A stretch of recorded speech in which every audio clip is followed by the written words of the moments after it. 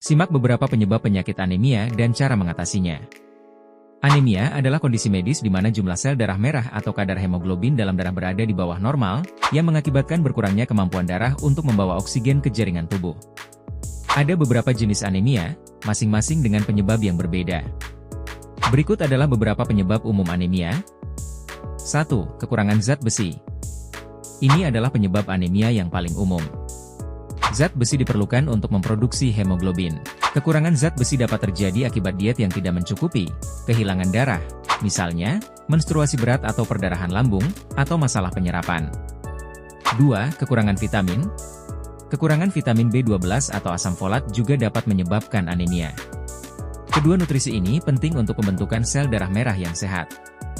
3. Penyakit kronis. Penyakit seperti penyakit ginjal, kanker, atau penyakit autoimun dapat mengganggu produksi sel darah merah dan menyebabkan anemia. 4. Anemia aplastik. Kondisi ini terjadi ketika sumsum tulang tidak memproduksi sel darah merah dalam jumlah yang cukup, seringkali akibat dari kerusakan sel punca di sumsum tulang. 5. Anemia hemolitik. Anemia ini terjadi ketika sel darah merah dihancurkan lebih cepat daripada tubuh dapat memproduksinya.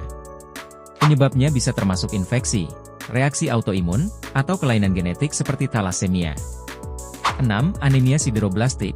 Ini adalah kondisi di mana tubuh tidak dapat menggunakan zat besi dengan efektif untuk memproduksi hemoglobin, meskipun kadar zat besi mungkin normal atau tinggi. Gejala anemia dapat bervariasi dari ringan hingga berat, dan dapat mencakup kelelahan, kelemahan, pucat, sesak napas, dan detak jantung yang cepat. Jika Anda mencurigai mengalami anemia, penting untuk berkonsultasi dengan dokter untuk diagnosis dan perawatan yang tepat.